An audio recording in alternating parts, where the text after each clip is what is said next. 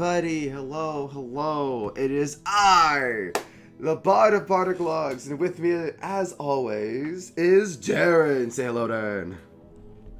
Hey, good to be back.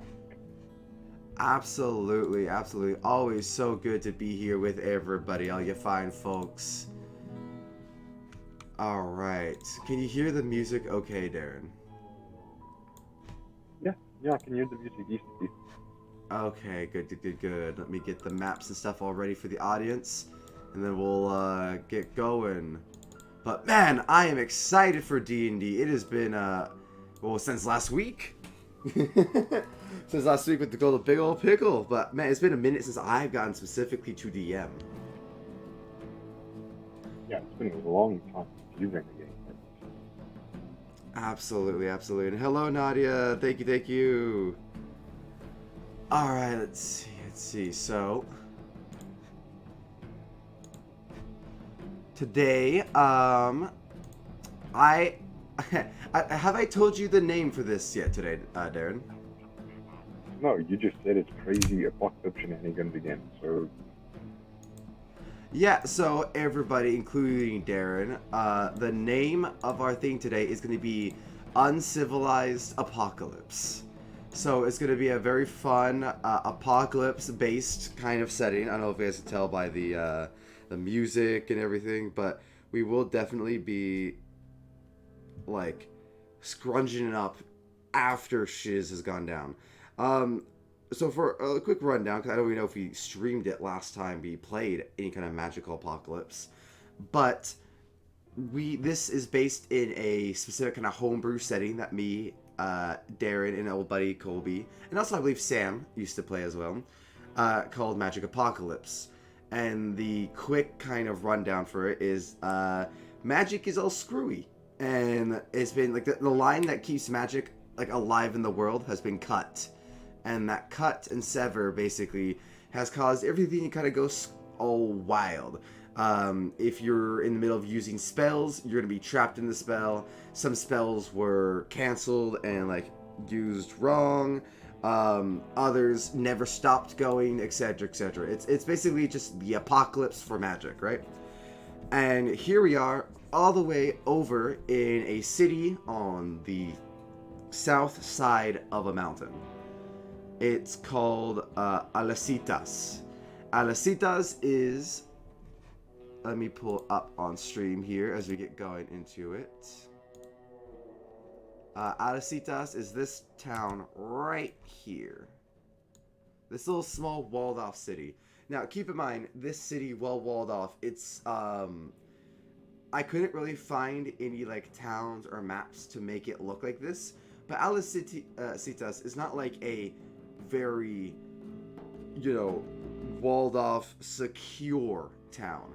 This is like them having taken parts of houses and like other stuff from the actual village itself and having made the wall. So like those towers aren't really there. It's more like large chimneys being slammed together to make a structure that people stand on top of, right? So it's a makeshift kind of wall. This whole city is kind of a makeshift barricade, last stand to the apocalypse. And while we're here introducing that, Darren, would you like to introduce your Gobbo friend? yes, my gnomish friend. Oh, sorry, your gnomish friend.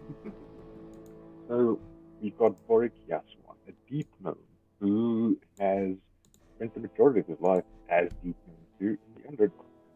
He was part of the unfortunate eat or be eaten circle of life, and he was not the one doing the eating.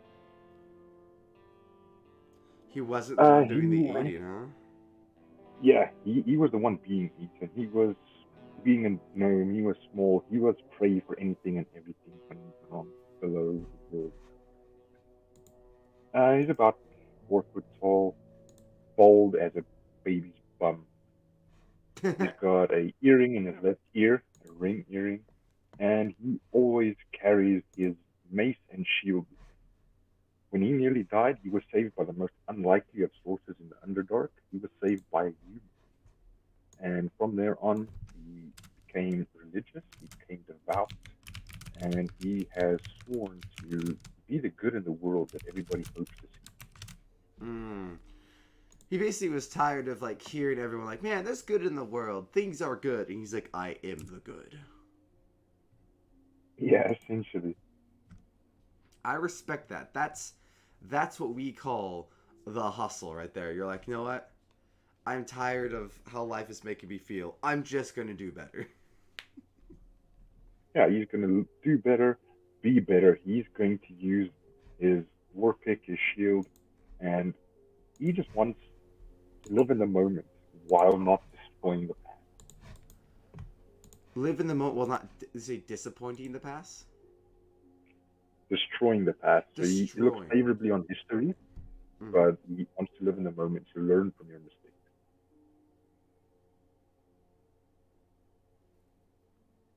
Okay. Here, Nadia, some of you sound a little quiet. I'm gonna turn you up just a wee bit so that they can hear you a bit easier. But apparently, you sound okay, just a little bit quiet. There you go. Everyone has to hear your beautiful voice, damn it.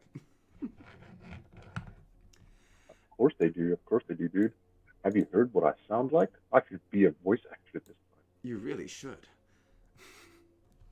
So, York, or Varric, sorry, Vorik, you, after all that, you are religious. You are a faithful stalwart against the darkness and the sadness of the world. You want to bring happiness. What brings you to this like little rundown city? What happened during the drop of the apocalypse?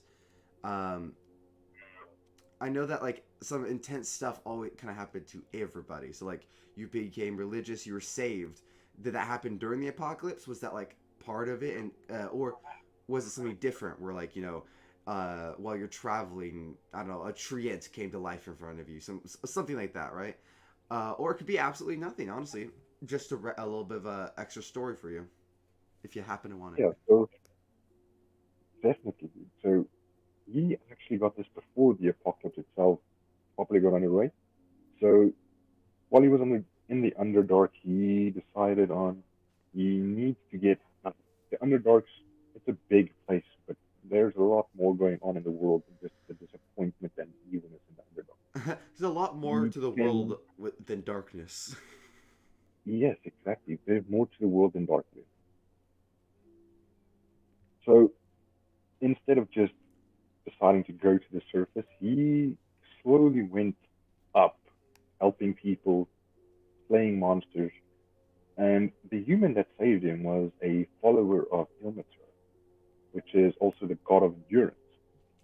And this is what taught him to, no matter what happens, you need to endure, preserve, you go through it. Whatever happens, if you're not dead, then you've still got a chance.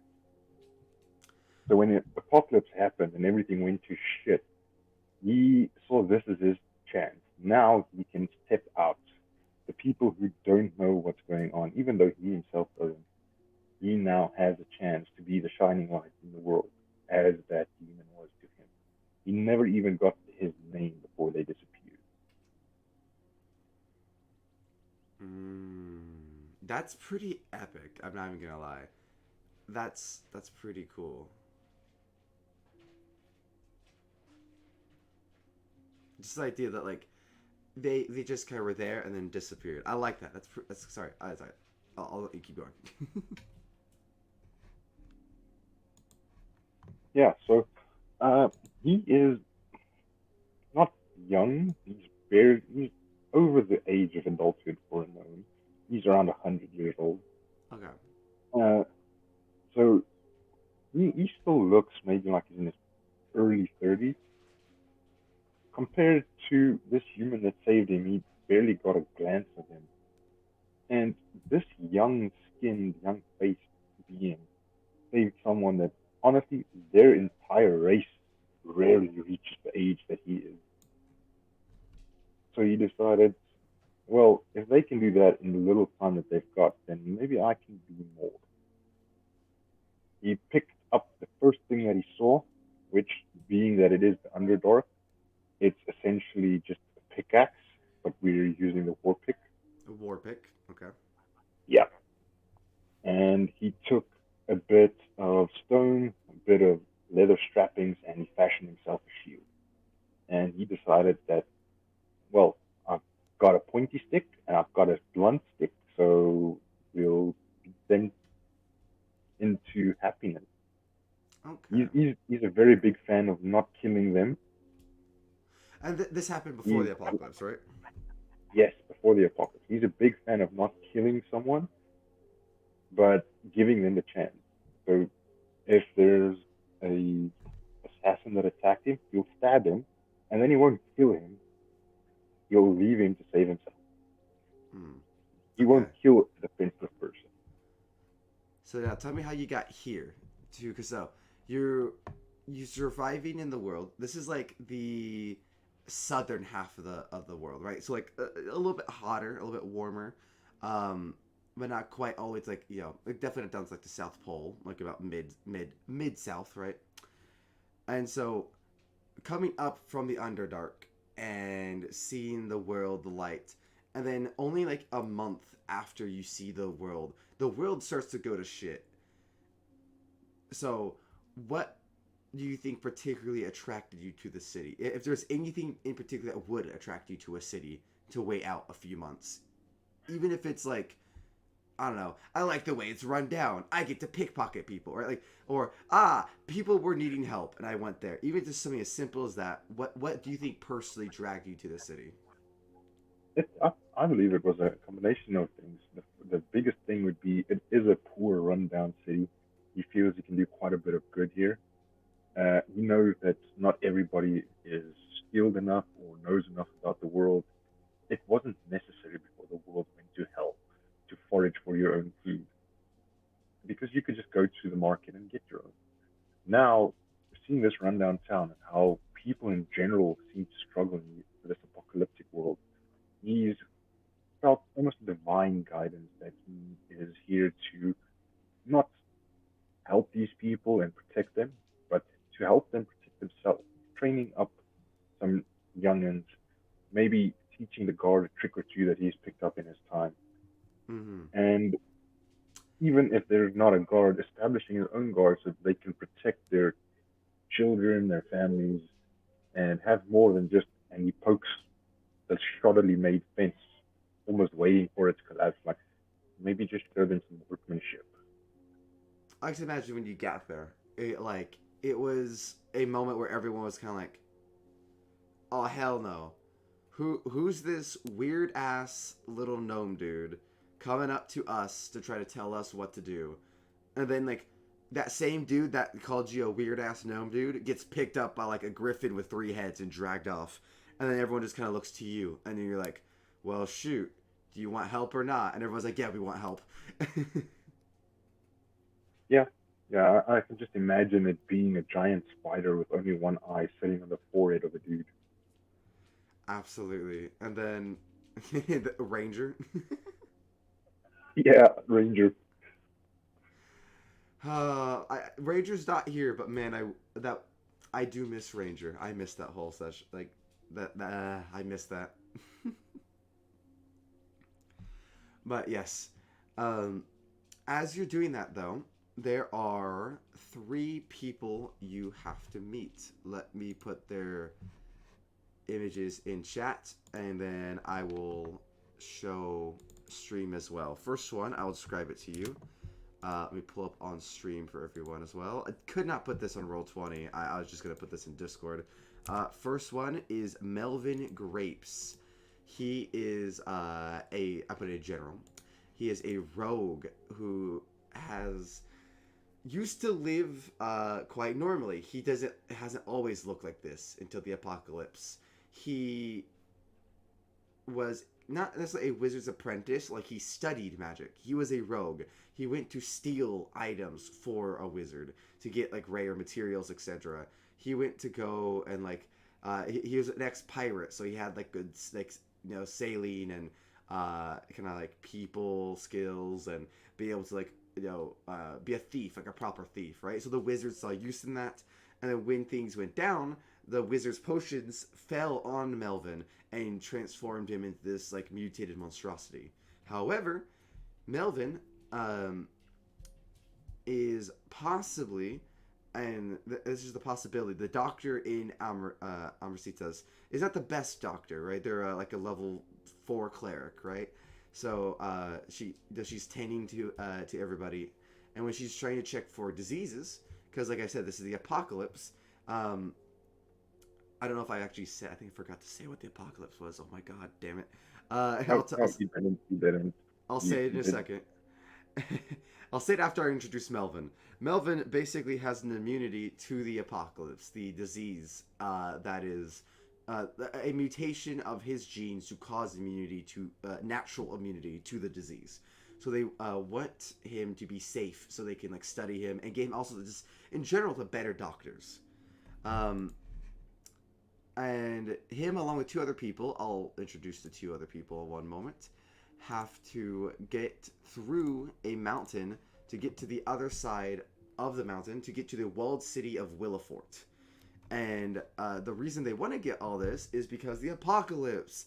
So let me explain what the apocalypse is. In this area, necromancy and druidism has just kind of been combined, where undead planty monstrosities is going through the area and the realm, killing people, all things non-plant like. So deers, rabbits, birds, freaking golems, sentient rock things, sure, them too, right? Humans, orcs, elves, halflings, fucking everybody, right?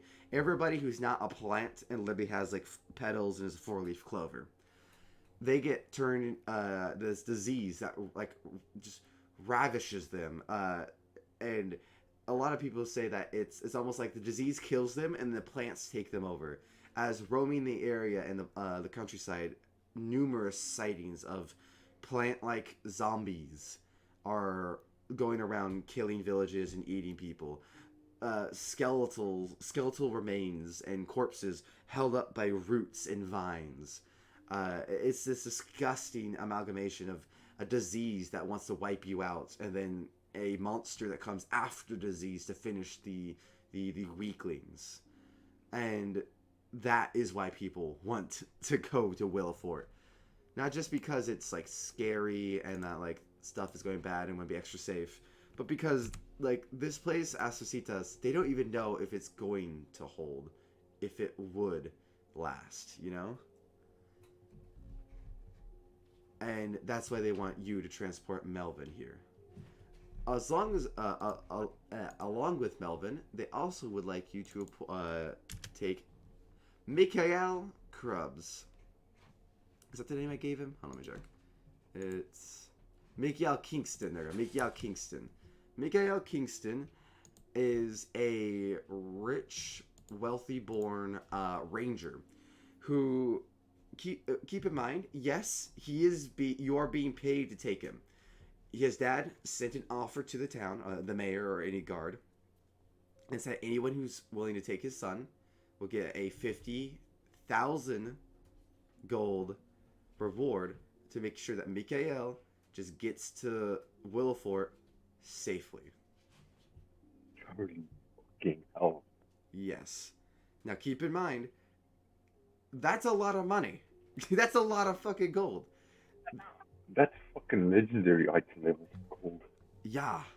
Oh, hold on one second. Let me grab Nubis.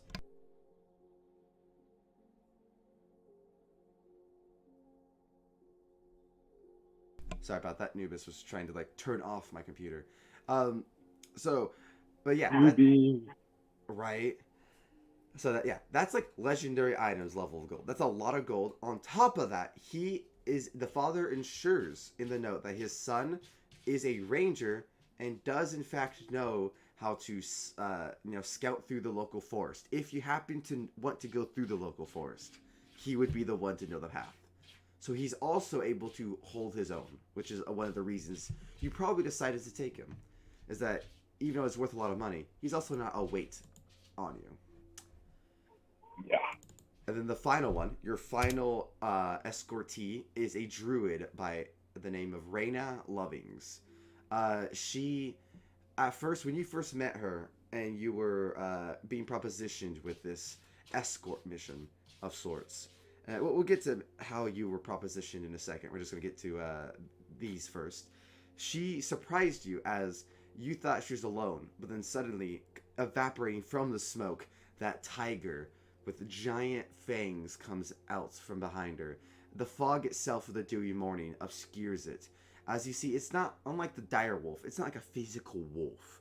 No, no, no, no. It is quite literally an ethereal summon that she has. And by God, does it look terrifying. An astral wolf. Yeah, yeah, Astral tiger wolf. exactly. Astral tiger summon. It's awesome.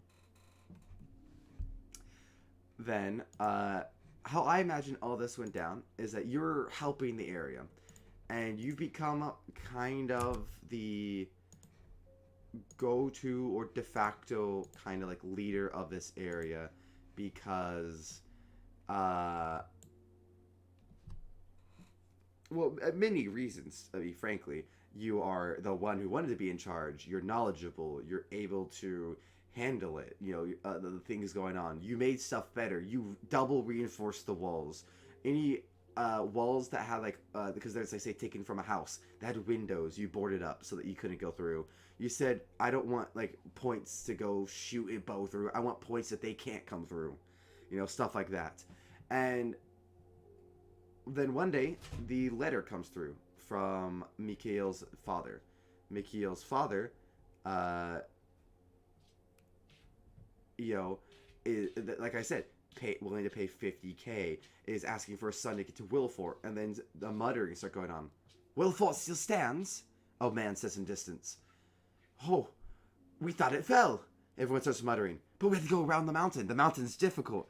And after the moment they bring up the mountain, lots of the people are like, no, no, no, no. Might as well be dead if you go for Williford at that point. And then Mikhail speaks up. Well, I care not if I am dead. My father wishes to see me. I guess I'll have to go.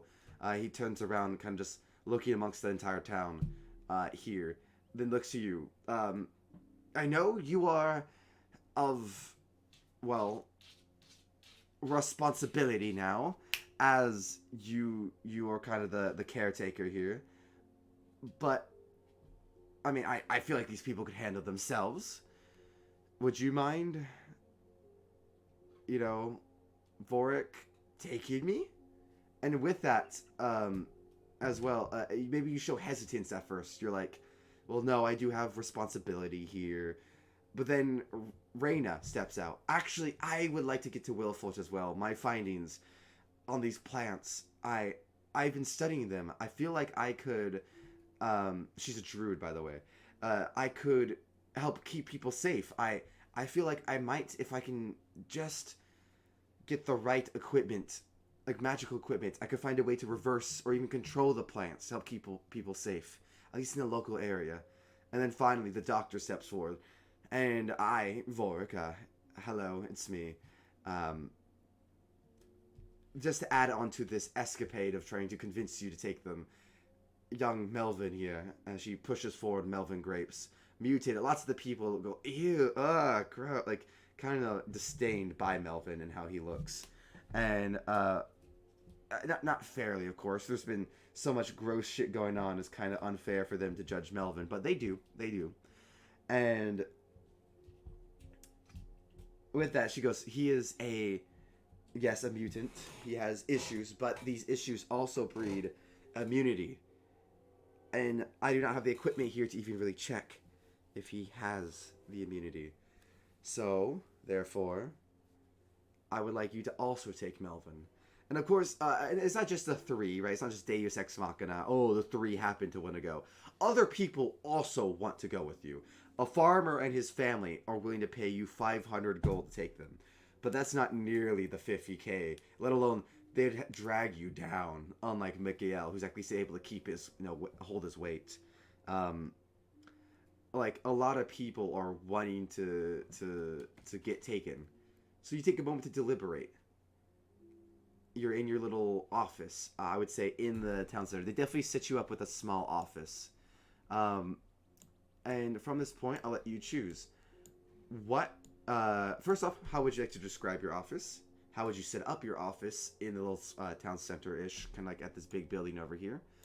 And finally, who do you take? do you take just the three? Or are you wanting to take extra people for extra money? How are you feeling? Okay, so starting off with the office. Being the town is how it is, there is bare bones in terms of furniture. There's just a single chair and a little desk that's only there basically for me to sign off on paperwork as the villagers come in and request things, or to certify that yes, I did repair that section of the wall. Decorations around it. There's few scarce paintings of some of the villagers' ancestors, some of the what they say the village looked like before this whole thing went down. And sitting on his chair, he looks deep in thought, and he's contemplating: should I take the tree? Should I take the farmer as well? Uh, and in his mind, it just goes through: if I take Mikhail, Melvin, and what was the druid's name? I didn't write the druid's name down. Reina. Hold on a second, let me write that down. And Reina, if I take the three of them, they all at least contribute to protecting themselves. They're not dead weight. But by taking Reina and Mikhail and Melvin, if I take all three of them, we could possibly stop at least this fungus.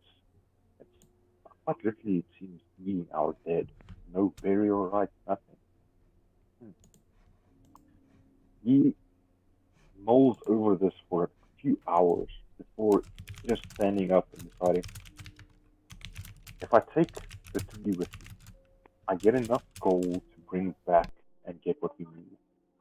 We get a possible cure to the disease, and we might end the plague of plants versus humans.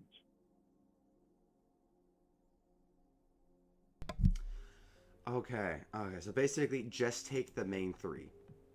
Fair.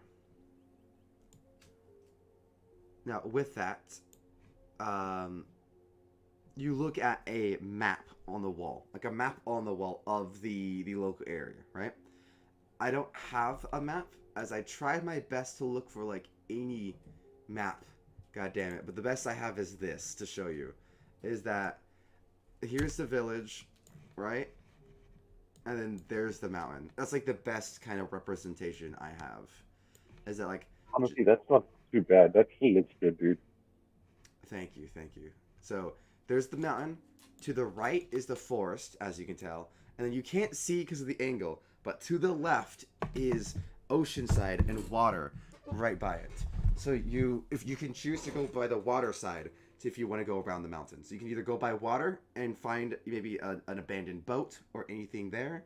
You can go through the mountain if you happen to fancy that, or you can go around the forest. He calls Mikhail closer. Mikhail, you say you know these forests. Uh, Yes. you think you are confident enough in your skills that you will take the pathway through the forest, or and here he looks towards Reina and towards Melvin, or do you two rather want to go through the mountain? I would honestly recommend staying away from water. You do not want to know some of the things that this apocalypse has. Looking at you, Reina does smile. Well, I am a druid of the mountains. I do go along the misty tops, so if you happen to go, I would be in my environment. I would be able to. Well, I'm no ranger, of course, but a druid, whether it's their mountain or not, tends to know all mountains. You know, we tend to at least know a little bit about all mountains. So even though, again, I may not be, the shining example of like the ranger of being able to like go through any area and scout to know exactly what's there, I can aid in the mountains. And Melvin goes, and I'm good no matter what. So like I'm very skilled with my hands. So if you need to go through the forest and steal stuff, I can. Or in mountains, we need to climb. I can do that too. I'm a very good climber.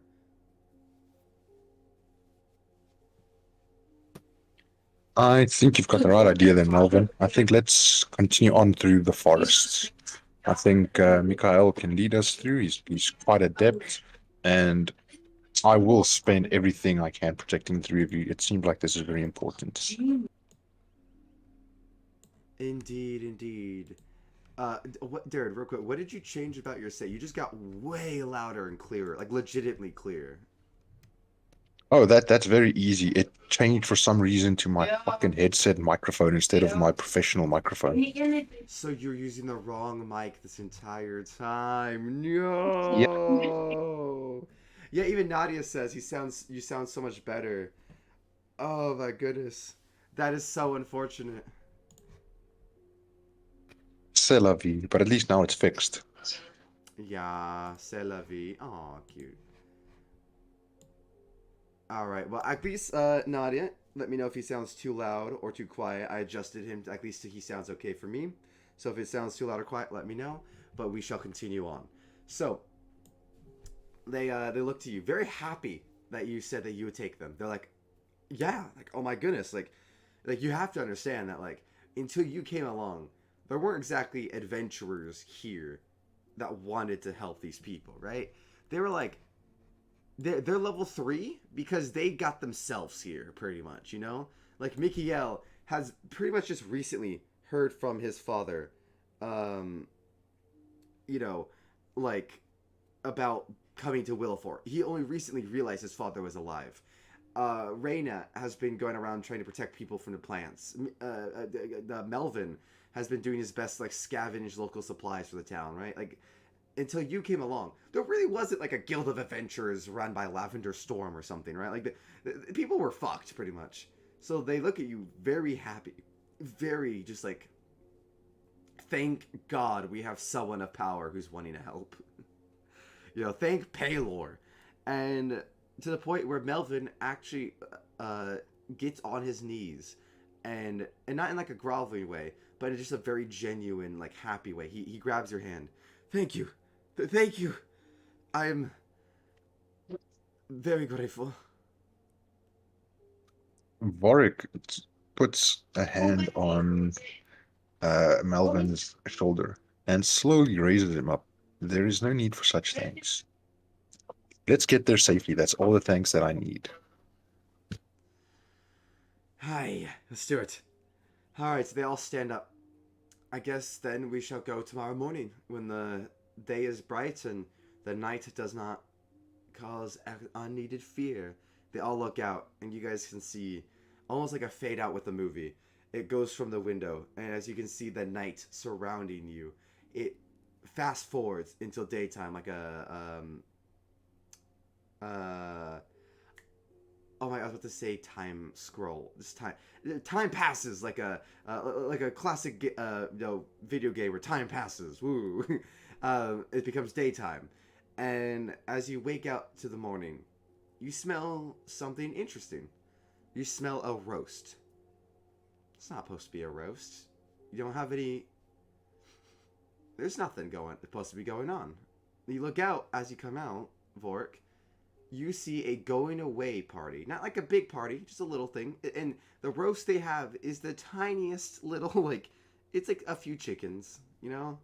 It's not the biggest thing. It's not like a whole roast, like, set up. Like they're spit roasting a pig or anything. It's just a few chickens for you guys.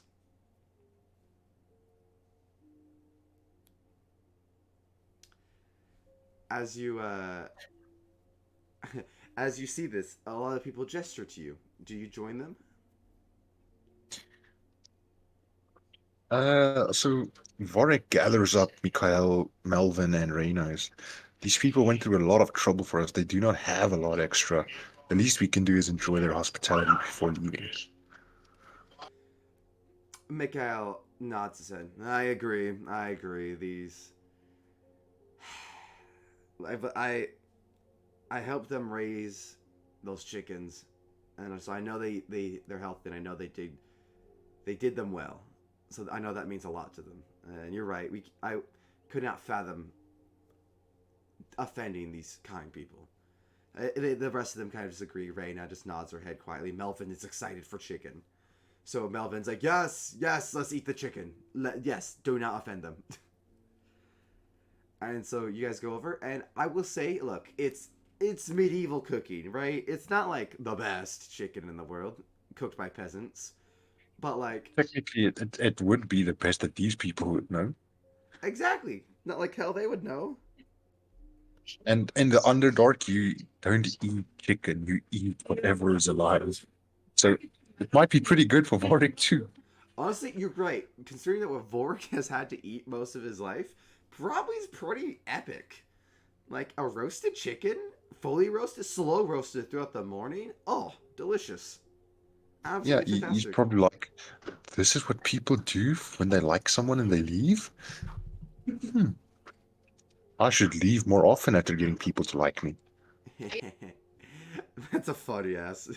I like that. That's a funny lesson. Just to be like, huh, maybe I should leave more often. But yes, Mikhail and Reina, actually Reina more specifically, does lean over to tell you, you know, that's what happens when you're a hero. I believe in the overworld. I don't know what you guys call us in the Underdark, but here in kind of the upper lands, we do tend to appreciate people who do well for us. And when they leave, we like to make sure they want to come back. Varric looks at Reina in the Underdark. We don't call them heroes. We call them powerful. Because the only one that gives you anything to eat is if you're picking scraps off of what they've already killed. Hmm. Then I suppose you might want to leave scraps for whoever needs it when you're gone, as you're now the powerful one of here. Warwick gives a hearty chuckle and scraps. No, no, no. This is much too much for someone like me. Uh, Vorik eats a good amount, like maybe half of the chicken that he was served, before starting to hand out the piece that he guys left to some of the kids just in the village, standing around, playing, having fun. It's like, here you go, here's a piece for you, here's an off cut for you. They are happy. They look at you and very just happy. They just smile. Like, "Oh, yay." You know, seeing that like you're even when you're being treated kindly and with the hospitality, you're still trying to treat them with kindness and hospitality. They all just like just appreciate you, you know? I don't know how to describe the level of appreciation cuz that's really what it is. Oh, it's Naruto level. It's Lee and Guy with the good guy pose. Just the sun Exactly. pinging off the teeth. Exactly. It's just that pure like genuine yas. Like we appreciate you and what you do. And after things clean up and you guys start heading out into the town, you still feel that warmness in your belly, the appreciation on your backs. And part of you, while you leave, does hope, God, I hope they're alive when I come back. Because fucked is nothing certain in this world. Yeah, that's unfortunately true. He's taking a risk leaving them to hopefully free them in the future. Exactly. So you go forward and you meet the path. You go straight, right, or left. What would you like to do? Forest, mountain, and or water? Even though I assume you're avoiding the water. Yeah, definitely. I remember what I did in your campaign with the Kraken, and I feel like you're planning revenge for some time, so I'm going with the forest. No, no way, no. But okay. If you don't Forest. have Cthulhu in that sea, then I will eat my shorts. Damn it. Fine, no shorts being eaten. All right, so we have you here, a little stick figure you. Do. You're gonna go that way to the forest. Let me see. So going through the forest.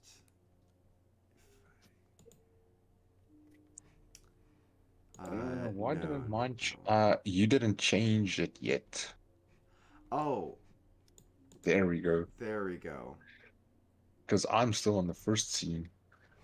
There we are. So this is what I was talking about. There we go. So this is the mountain. Left, right, or through the mountain. There's a little stick figure. You're going to go up there. My Yes. bad. All good. All good. So, going through, you head forward. You're going through the forest, the woods. Let me put on some. Oh, we have some Ghibli inspired atmosphere. I think that works. Forest ambiance. Yes, that works. So, as you're going through the woods, you hear sounds every now and then. A snap of a twig. I was about to say of a finger. Imagine someone just randomly snaps a fucking finger in the wood. um, Yes. Jesus, yeah, I don't know. You hear the snap of a twig, and bushes rustling, but it's then you see like a three-headed squirrel running by, you know. Then chased by like a badger with like I don't know 2 tails kind of thing, right? Like it's just like wildlife going around being wild. Then as you go on for like 20, 30 minutes, you start to finally get around the bend of the mountain. With that, you get to this a crossroads. This they go left or right. They do not necessarily go like left, back into the mountain towards the mountain, or right, even further from the mountain. I know it kind of looks directly left or right, but it kind of curves either way. They both kind of go Yes. forward, but just in slightly different paths. One goes forward closer to the mountain. One goes forward deeper into the forest. I sort of gesture over Mikhail and ask him, you know these forests well. Which path would lead us deeper into the forest? Let's see. He goes to roll. He knows enough about this forest to tell you this. Okay, so yeah, that's like what's his bonus? Two. Which one is you, Miguel? That's right, not Miguel. What's your bonus? To Nate or survival. There you go. Survival +4. Okay. Yeah. You know what? I would say that Mikael is able to hold his hands on his hips, stretch his back out, look around, and say, "You know what? If I'm being honest, personally, I think going towards like a mix of the forest and the mountain, kind of getting close to the mountain, allows us to change our environment if needed, right? If, say, like, we're being ambushed or anything, we could go up the mountain or deeper to the forest. But that also means, I guess, similarly to us, though, other things could do the same. Like, say, something could slide down the mountain to get to us. While the forest would be harder to see if we're about to be ambushed, as the roughage and trees about us. I do know the forest enough, and there is an abandoned outpost, roughly 3 hours from here. 3 hours from here, we should be able to get to the outpost and make camp, even if it's just for like a temporary break. So, I cannot guarantee what's in the forest besides the camp. I do know the camp is there. And then to the left, I would have to say that the, while defendable, and like I said, you're able to, get away easier, also higher chance that we get ambushed going to the left. I would personally recommend to the right, as I do like the idea of using while abandoned, a outpost to secure ourselves for a bit. It'd give us a place not to be overwhelmed if we get a horde walking by. I just get this very bad cabin in the woods type of feeling when you're saying this. But Varric has never seen that movie, and Mikhail is his expert. I will trust your words. I will continue on the path deeper into the forest. You are right that the mountain might be a bit more treacherous for us. Aye, And don't get me wrong, as much as I hope that nothing happens, with everything that's occurred, you know, abandoned outpost, dead people, there's, of course, I'm not going to lie, a chance for It's something a to very happen. good chance. Dude, I'm waiting for it to happen at this point. Yeah. Because I knew that if we went the mountains, you were gonna say that there's an ambush. There was gonna be no ambush until we had a rest. And then you would interrupt my long rest. Well, I mean, that's definitely one of the many things I could do. Looks at my notes. Oh, Yeah. shit. Honestly, dude, next time, don't put your camera on when you're going over your notes. Fair. Fair. So, you guys are going through the woods for a bit. A very long bit. You don't end up getting quite to the outpost yet. You're like 2 hours, 2.5 hours maybe. And you're coming along, the path is down here to the bottom right. It's just like slightly off from this path. You see a little raised area to your right from the path. And so if you're, say, coming from the path, you'd be right down here on the bottom right. Just a little Vorik right here. Oh, it's me, Vorik. Then you're down there. And then up here, though, you do see... let me see if I have a token for it or anything. Do I have a token for like a? No, it doesn't look like I do. Okay, so I don't have a token, so I'll just put it into Discord and I'll show everyone on Discord again. I've got a general. What looks to be a large plant pod. Here we go. There's this. I'll show everyone on stream as well. Put it to general. Really, dude? Really? Yes. Discord just tells me updated spore trap. Shh. That's just the name they gave him from the thing. That's not even what they technically are in this world.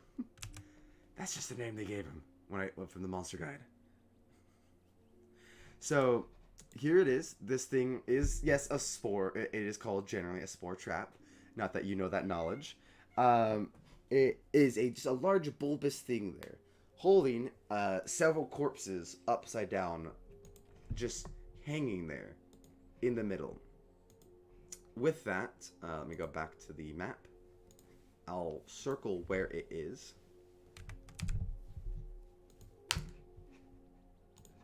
Right up here-ish. Let me make it black so it's easier to see. Right up here-ish is the little spore trap. And the thing is... Whoa, shit, can you hear that?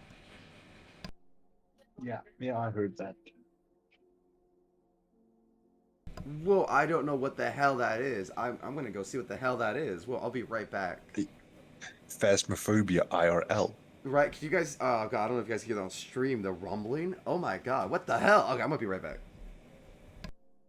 All good, all good. I am gonna get my water quickly. Yes, thank you.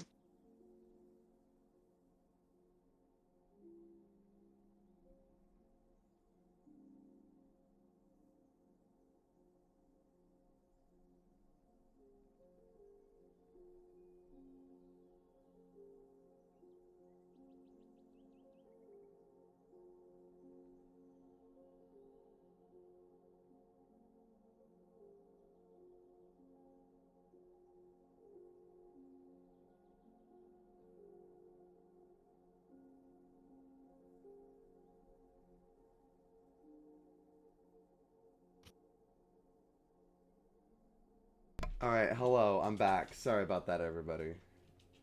Yeah, you're right. Quick demon investigation break. Yeah, quick demon Nadia. It was the Ice Maker? Which, like, what? What the fuck? That is the loudest ice maker I've ever heard. Right? I was like, no way that's the Ice Maker. And it was. It really just genuinely was. I don't know why. I don't know what was happening. So, anyways, back to this. The spore trap, because Mikael actually does point out, hey, both Reina and Mikael are aware of these guys. So, if you aren't aware, Vork, that's a spore trap. They tend to send out, spores and stuff, but not quite what the well. At least it's a species of it. It's more like from looks at like almost like a Venus flytrap. I don't know why I gave him that voice. A Venus flytrap. Imagine that mixed with mushrooms and spores. It's more like that. But God, it got it furnace. yeah, but Melvin points behind the plant, just hanging there. You see what looks to be an elf in full plate armor with a glowing sword and a pouch hanging from loosely from him, with a lot of glowing from it. Everyone takes a moment to look at each other. Melvin looks at you. I mean, I'm just saying I could try to get it. That looks good. We could help. It could help us. Weapons. It could be like. I mean, of course, his weapon alone could help us, but what is something in there? Like a potion or. I mean, it's just so shiny. It could be a trap. I think Vorik takes a look around. Melvin, it might not be a bad idea to try and get it, but let me go with you. I think that might be for the best. Let me go with you. Okay. Let me put down a token that I can at least give you control of, even if it's not exactly your token. Of your character. I can at least put it down for you Dude, to have control. yeah. Just give me the draw token. That's fine. Or just give me the battle map token. Just give you the whole battle map. Is it when you're giving someone the ability to move? Is it not just edit on the token? No. There's a double click on your token. I am double clicking. It's not doing anything. It's been a hot minute since I've used Roll20. I've been using Foundry. Same. I don't even remember how this works. Screw it. You just tell me how to move that one. Yeah, it's fine. You move it. Okay, so there's you, and then Mikael will just be the dragon sorcerer here. So there's Mikael, there's you. Not Mikael, Melvin, and everyone else is gonna be that stick figure back there. So Melvin, the moment you say, "Get it, but let me come with you," he's like, "Okay," and he runs up all the way to these rocks. He's looking at it. As he does, the plant, you notice, does visibly move the corpse behind it, out of view. So back here. Oh god damn it, it's a trap. But Vorik does not know that. Okay. Yeah, I'm gonna slowly start inching closer, but I'm gonna get my shield and my war pick out and have my shield raised. All right. I assume you're both at the rocks, kind of taking a moment to look at it. Would you like to do a perception Yeah. check? Yes. All right. So, go ahead and give me the roll, and let me see and check. There we go. I've got a Vorik. I've got a Vorik one now. Oh, perfect. There we go. Okay, so I'm not going to be using my physical dice just because we're doing it on Roll20. I'm going to use my my D&D Beyond. Hell yeah. Hopefully it sends it through. Let's hope. That's a terrible roll. Roll again. That was a practice roll. When the DM says, Actually, "I don't like that roll." It changed my proficiencies for some reason. I'm supposed to be proficient in perception, but it gave me proficiency in persuasion. Oh, that's weird. I was say I don't think Vorik is a very persuasive person. No. Well, maybe he's got a +5 to his charisma. Oh, okay, maybe not persuasive. Yeah, he's not insulting. There, it's tilted. All right, with an adjusted perception, roll again, and let's see what. There we There go. we go. 18. Okay. So looking around, you do see, I would say, off to the corner over here, you would see what looks to be more of them. More of the little spore traps, like a little cluster of them. Then past that cluster, over here, kind of to the right-ish of it, you notice, and this is why it's a little harder for you to see, because you might notice it's going like through the trees here to kind of see it. Is that through the trees, you right at the tip of that, you can see what looks to be a dryad, but not like a normal dryad. A dryad, for those who are unaware, is like a wood nymph or a tree fairy, kind of. They're. I'll just look it up right here real quick. Let me just look up D&D dryad, so you guys get the basic, idea of what a dryad looks like. They're kind of like I said, fairies, wood fairies, etc. They tend to be made of bark, look and have skin similar to trees, etc. No. Isaac, I refuse to continue this game. You're using Bing. How dare you? I refuse. Get a proper search engine. I use Google, but for some reason it keeps switching to Bing. Okay, no, then they were fine. As long as it's Google just being a normal dick, that's fine. Yeah, I don't know how to get it to stop, and it frustrates me. That just means that your Google homepage is set to Bing. Oh. I'm an idiot. I should fix Jesus. I'll fix that after stream. So, up here is a dryad looking like that, like what I showed you, but the dryad is sickly. You see a huge chunk of her, as most dryads are women.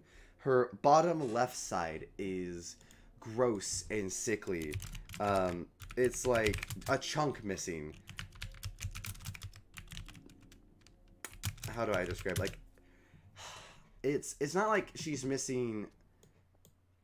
It's corrupted and almost rotten. Yeah, rotten. Thank you. That's the word. It's not like she had like a bite taken out of her by any means, or like she's missing it because it's like physically took it from her. It's fallen out of her. She's dead, pretty much. Is what I'm trying to say. I think the best way is to say she's dead and brought back to life. She clearly was rotting in a corpse. But then you see vines, almost like from the trees themselves, moving her.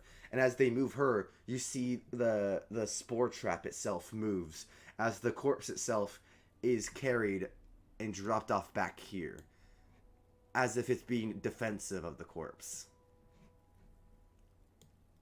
In fact, it drops all its corpses like in a pile right here, as if trying to defend its meal. Melvin looks to you. If you can distract it, even just for a bit, make it think you're the only one. I don't think it sees me yet. I can go around the rocks here and get to the body.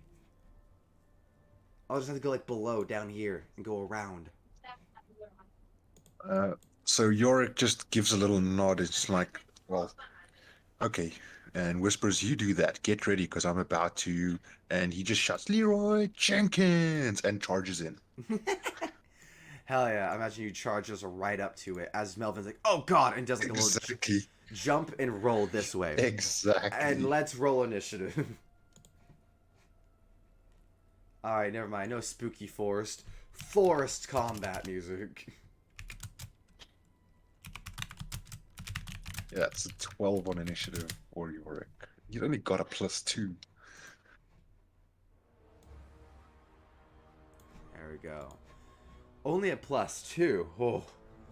Oh, let's see. Melvin has +4. Okay, so he's at +4. Okay, what was yours again? 12. 12, right. Melvin is 16. And then the plant got 8. Okay. -4. Perfect. I'm still ahead of the plan. You're still ahead. You're still ahead either way. So first, we're gonna start with Melvin. Melvin books it like a fucking bat out of hell. Just absolutely on his shit. Does not want to get stabbed or grabbed by the plant. starts running. Move, damn you. There, move. He goes the full 60 feet. I believe that's about 60 feet from here to... where's the ruler? That's only 30, so 60 would be like, say if he goes around here, he goes up there by 15, and then another 20 right there. Okay, so the full 60 gets him around Yeah, about here. there. About there. Yeah, I would even say maybe not as far because he's going around, so it's extra. You're right, you're right. So Yeah. it'll be like right there-ish. Yeah, yeah. Yeah, there you go. Using his whole movement just to move, he gets about to right there. He just waves to you, his little hand just barely coming over the edge. Just letting you know where he is, like a little hop that he does. You see the top of his bald baby butt head. Then it is you, York. In front of you, this monstrosity with multiple bulbs. Now, in fact, I would like to describe all the bulbs as you approach open up. I don't know if you can see from General that the bulbs all the flowers on top all open to show massive just flowers with spores pouring out like lava, like a gas. You see some of the skeletons in the base of the way of vines and roots of it tend to, a few of them even are reaching out as if they're trying to pull you into it. And you can see that if you can kind of perceive that like getting too close might end up getting you grappled. What would you like to do? Okay, perfect. I am gonna do the fighter thing and stab at it. All right. As you approach within 5 feet and get close, can you give me a dex check to get close without getting grabbed by the skeletal hands? Oh God. At least it's a 7. That was very nearly a nat 1.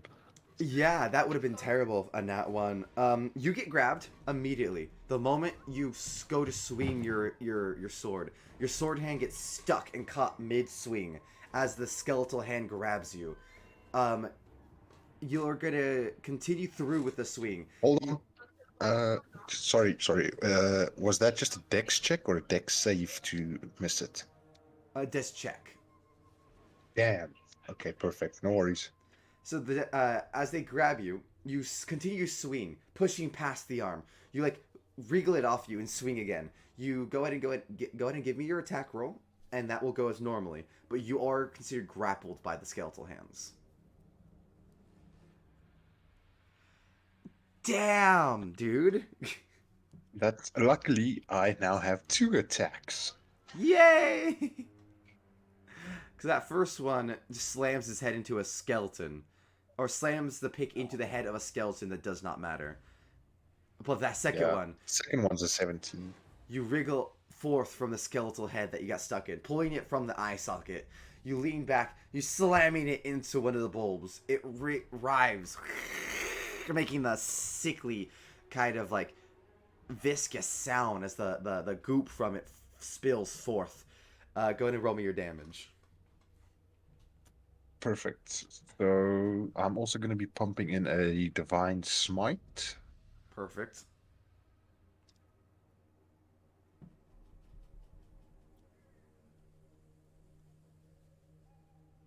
Okay. And then what's your smite damage? Is it undead or a fiend? You cannot tell. Oh, no, I just want to know because the divine smite, if it's undead, it does an extra d8 of damage. Oh yeah, it does an extra d8. I won't tell you if it's an undead or fiend, but it's pretty easy to tell. Yeah. Okay, so that's going to be 3d8 extra. Nice. You just basically looked at this undead monstrosity and said, "Get the fuck out."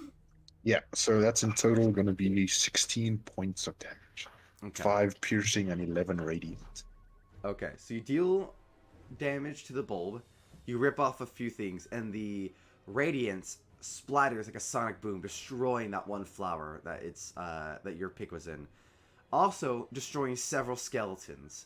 While not freeing you, it lowers the quality of the skeletons. You destroy one or two grabbing you. There are still several, sets of hands grabbing you. Is that the end of your turn? Yeah, I'm grappled and I've already used my action, so I can't get out of it. So I'm stuck where I am for the moment. But hey, I've got its attention. You definitely have its attention as it wraps vines all around you. And let me do a roll. Does a 17 hit you? It does not. Okay, and do keep in mind when you're grappled, you're flat-footed, so you don't have your dex bonus. Yeah, it still doesn't. It's only my AC flat-footed is 18. Perfect. Okay.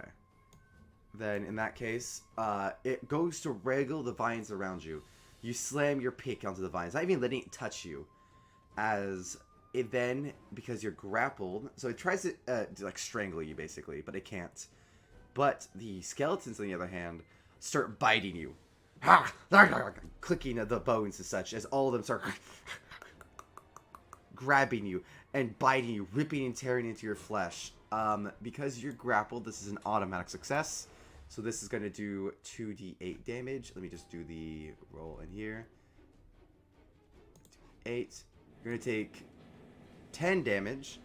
Oh my god, the ice maker's going off again. Yeah, I heard it. God, yeah, I'm going to go literally unplug the ice maker. I'm not dealing with this. Not during DD. You take 10 damage. That is 10 slashing and piercing damage. Okay, I'm going to go tell her to unplug it though. I'll be right back.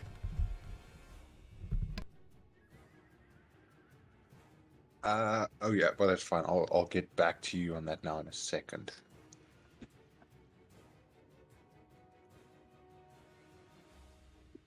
Quick demon investigation break again. Unplug the demon. Tell them to come back in about an hour and a half. Yeah, I told the demon that rain, go away, come back another day.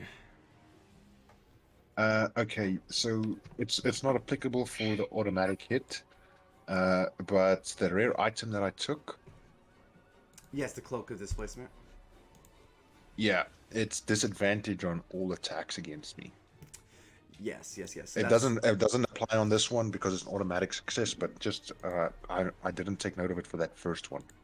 Oh, good. I did. No, I rolled with disadvantage. Don't you worry. Fucking hell, 17 with disadvantage. Yeah.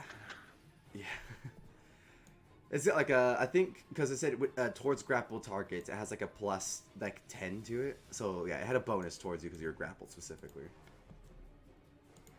Okay. From that point, over here, the Dryad though does see Melvin, and you can't see it, but you just hear a whoosh of a firebolt, and Melvin going, "Ah, I got it. Don't worry, she ain't shit." What was Mikhail's initiative? And Mikael and Reyna are not part of the initiative. They stood back because they didn't want to Oh, interfere. they stayed back. Okay, Yes. cool. No, I just wanted to make sure because I was like, huh? You call Perfect. for them, they will come. They will come. They just need to be called for because they didn't want to interrupt or Yep. get in your way. Perfect. With that, I think that is it. Go ahead, and it is it is Melvin's turn. Melvin. I was about to say yours. It is Melvin's turn. So Melvin goes, I can't loot it with her there. Just yells to you. Should I try to kill her or go for the corpse? She might hit me if I go for the corpse. Don't go for the corpse. Don't go for. You're gonna end up grappled. I'm in a bit of a thorny situation. Kill her then? Go for the dry. Try and kill her. All right. And he looks back and he shouts, "Reyna, Mikhail, maybe go and help Melvin." You just hear, "Aye, Captain!" And they roll up to the right. Let me grab tokens. I'll just have this Yanti represent kind of both of them here for now. Actually, no, I have 2 Yantis. I can give this Yanti for Mikhail, the other one for Reyna. There we go. So they, down here, they run up. They're going to make it about, let me check the 60 feet. They're down here on the corner, right past the trees. So they're going to be right past the trees, heading towards the Dryad, towards Melvin. Alright, then Melvin is going to... You can't really see because of the plant, but you do hear grunting, moving, and a shot of... not a shot. you hear. I guess a dryad wouldn't make any noise, so you wouldn't hear anything. You just you hear combat. That's what you hear. But then back to you, Vorik. You're face first into skeletons tearing up your midsection. You got this thing trying to wrap around you and strangle you. What do you do?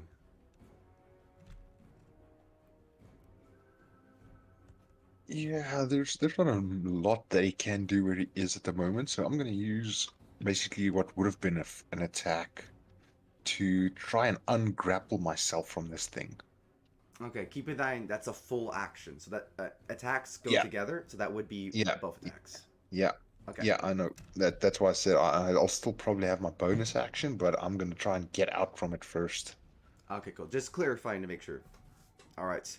All good. It makes sense being that we run between different systems with different rules. Yes. Yeah. Okay, so what do you want me to do to escape? Athletics, Dex? I was thinking about that. Either acrobatics or athletics, or you could, yeah, either athletics or acrobatics. Either one would work.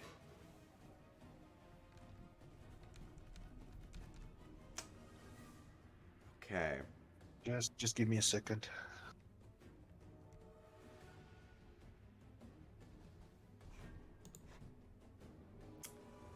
You got bonuses besides the.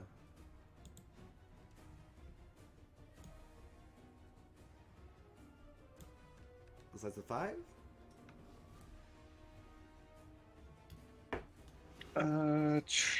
It's not magic, is it? It's just general. Yeah. No, not anything like that. I've got advantage on anything magic against me, be it attack or spell saves on int against magic, wisdom, and charisma, and I've got +5 save from my aura of protection.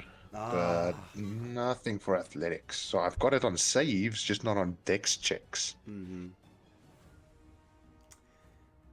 So I'm doing the one thing that you're not able to get a bonus for. Good to know. Good to know. Yeah, but it's fine because that just means I'm gonna cast Thunderous Smite.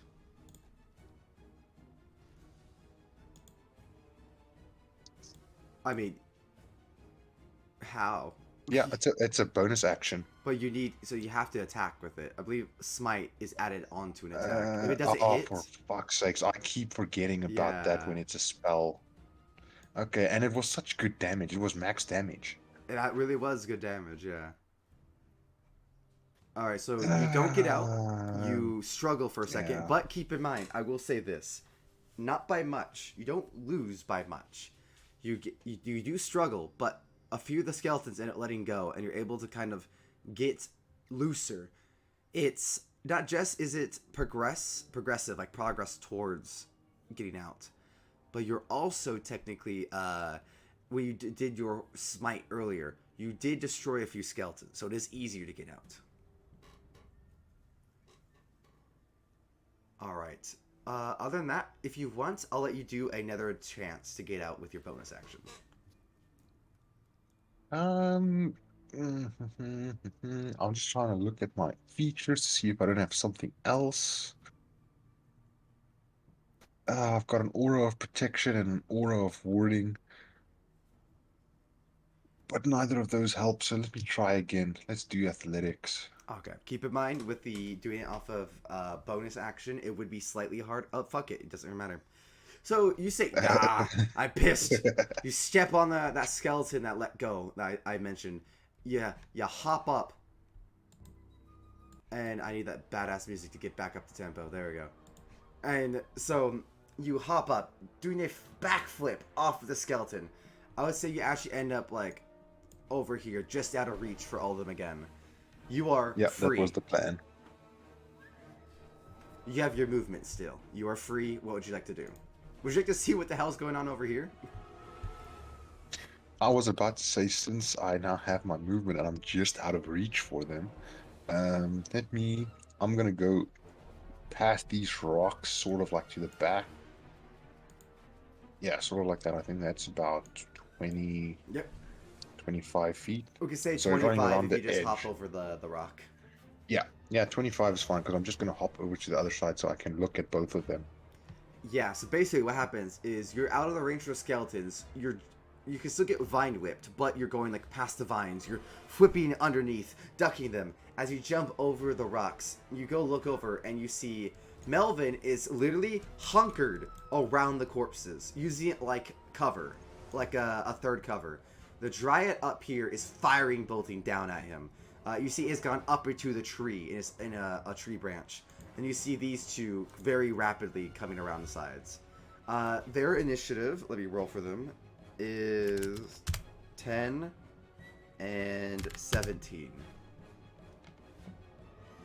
Okay, so one would be coming before you and one would be after you. So... And all of them is before the plant. Yes. So we'll start there before you initiative next round. But for this time, they'll both just go right now before the plant. So they come all the way up to here. And not knowing where the Dryad is, let me do a check for Mikael. Okay, Mikael does not get the perception check. He falls into a pit running here that the Dryad set up. It's not a large pit, just a small pit. He, being alert, can't be surprised. He does catch himself as he's about to fall. He doesn't fall fully. He just catches himself and his movement stops. So he doesn't fall into the trap, but he does stop his movement. Perfect, because he would have at least had a +5 on that save. Exactly. But she, on the other hand, keeps going up to Melvin. She gets right there with Melvin, and you see she casts Healing Word just to heal up the wound he took from the firebolts. Right, you just hear, "Wait, not Melvin, I'm here." Thank you. God.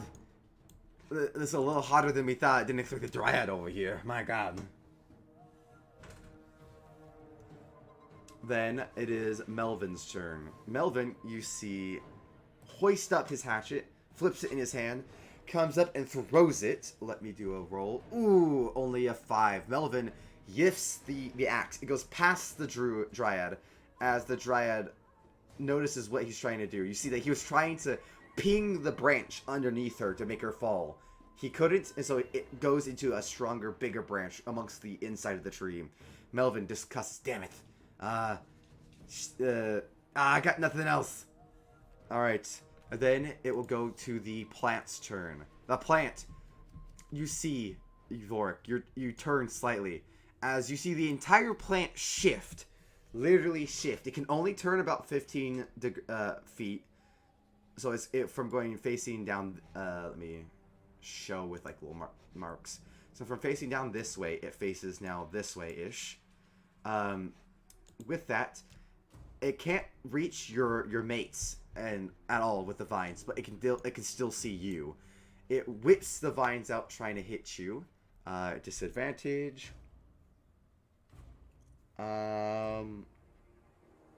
Okay. A 21 does hit you, right? Yeah, 21 does hit. Oh god, this plant is lucky, motherfucker. Dude, how in the hell? I'm no longer grappled and he still gets me. Yep, it only has like a +5 when you're not grappled, so yeah, that was very lucky. It rolled a 16 with disadvantage. Yes, the other one was an 8, so that would have been very fortunate if it got... Not an 8, no, 18. Sorry, not 8. It was an 18 and a 16, so there we go. My god. Brain fire. Okay, so still this does... I want this plant as a PC. I want that luck. Let's see. 1d8. Okay, so it does 1d8 specifically slashing, and then 1d8 piercing. As both so it does 4 slashing, 3 piercing, 7 overall. I don't know if pet piercing or slashing matters for you specifically, but everything does resistance on everything. Perfect. So 7 damage overall. Then so the halved would be 3, so 3 damage. Yeah. And the vines give me a strength save as it tries to pull you back into it. Perfect strength save. Yes, save specific. Wait, why did it roll with disadvantage? Okay, we'll ignore the disadvantage part. 26. So you just hoist the vines off. They don't even really get a good grip on you. That is the end of its turn. The Dryad, though, does, you hear, make a noise. And you can see the trees right here start forming and shaking as the branches themselves sprout out like arms. One of them swinging for Mikiel, the other one swinging for Reyna, and the final one swinging for Melvin. One hits Mikiel. He's going to take just 2d6 damage. Takes 8 damage. And the other two miss. Okay. So one, Mikiel just gets, like slammed into the fucking ground with a tree branch. He's like, ow, fuck! God, that hurt. Ow, my shoulder blade. And Melvin, you see, he's like, oh god, please don't break. Oh god. And you see it slams into the corpses. Look at the pile of corpses. You hear a few bones break, but you don't hear any, like, the sword shattering or nothing like that. Melvin's like, fuck, we gotta hurry. Don't want him to destroy the sword. Oh god. And at the top of round, it will be Reyna. So Reyna with the 17. Reyna with the 17, and then Melvin. So Reyna with 17, hoist up her hands, and doing her own druidcraft, tries to stop the Dryad from using the trees. Let me roll for her. Oh, let me use this in-house roll right there. You know what? I'll use physical dice. Fuck it. Fuck that 5. Physical dice, not much better. 12. Okay. So she's not able to stop the Dryad from holding the trees, but you see that a branch that was about to hit Reyna does stop midair. So she's not able to stop her from using the trees, but she's able to stop an attack or two. Then Melvin. Melvin hoists up another hand axe, and this time charges at the trees, going for the Dryad. He's climbing the trees. It takes up most of his climb speed. But instead of stopping his action, or using his action to get all the way to her, he stops midway up the tree, hoists up his hatchet, and goes to slam into her leg. Let me see. He gets a 18. He slams into it, and you see he almost shatters completely through the shin of the Dryad. Even with just a 3 plus his dex. So, let me see. 3 plus his dex. 4. So, 7. 7 damage dealt to this Dryad. He's still it still doesn't, like, fully shatter through the shin, but it basically splinters its right leg. You hear almost like a subsonic yell. Like a piercing little pitch come out from the Dryad. It is your turn, Vorik. Oh, perfect. Perfect. So we'll start off by attacking this fucking plant. Hell yeah. Ruin it.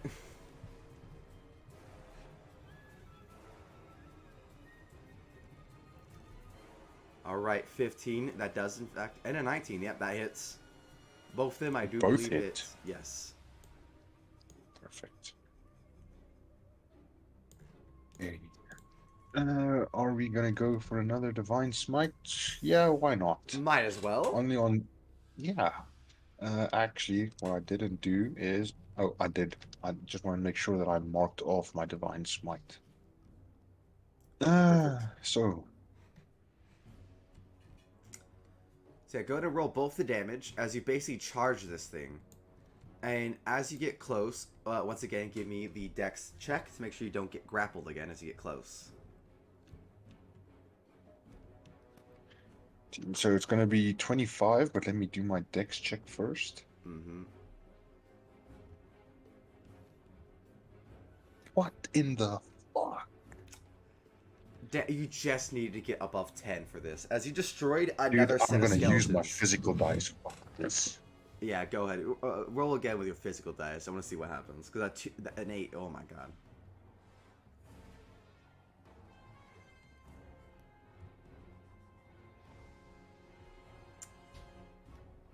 It's a fucking 9. 9. One more. The dice Plus said 2 no. is 11. Plus 2 is 11. Alright, fair enough. So you do get through. So what happens is kind of funny. You get grappled, but when you get grappled, you get your smite. The smite destroys more skeletons, and boom. As you destroy not the entirety, but most of the horde of skeletons. There's like 1 or 2 left on the bottom of it. As you destroyed most of its little, like, pile of skellies. So it's no longer able to hold you. You're no longer grappled, but you can still be, like, scratched and stuff. But it's just not going to be an automatic hit anymore. Other than that, you deal a ton of damage. The plant looks very injured and weak. anything else with the rest of your turn. Perfect. Doesn't Smite use up your bonus, or is that just a free action?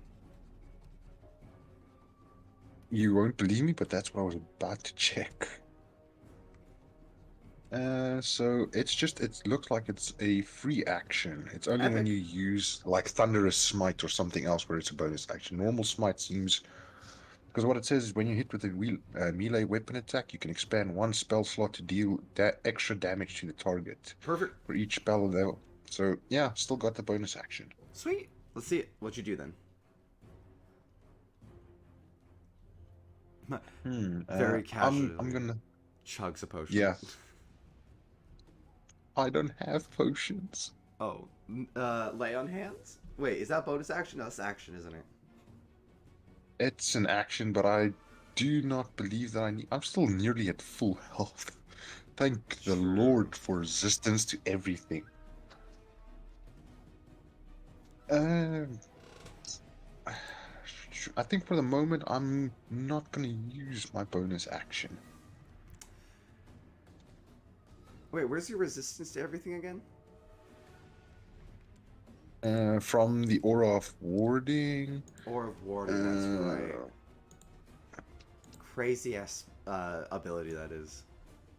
I just can't You wait don't. for level 18 because then all my friends within 30 feet also have it. I was like, you don't get. I think many bonus actions as a paladin because you're passives, right? No, yeah, exactly. I have Thunderous. I've got Ensnaring Strike, Shield of Faith, Thunderous Smite, any smite extra basically. Okay. And then I personally have Misty Step.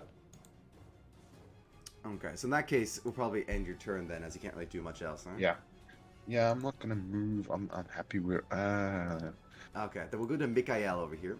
Mikael crawls out of the pit fully, comes up, and from the other side of the Dryad, pulls his crossbow and does a shot right through.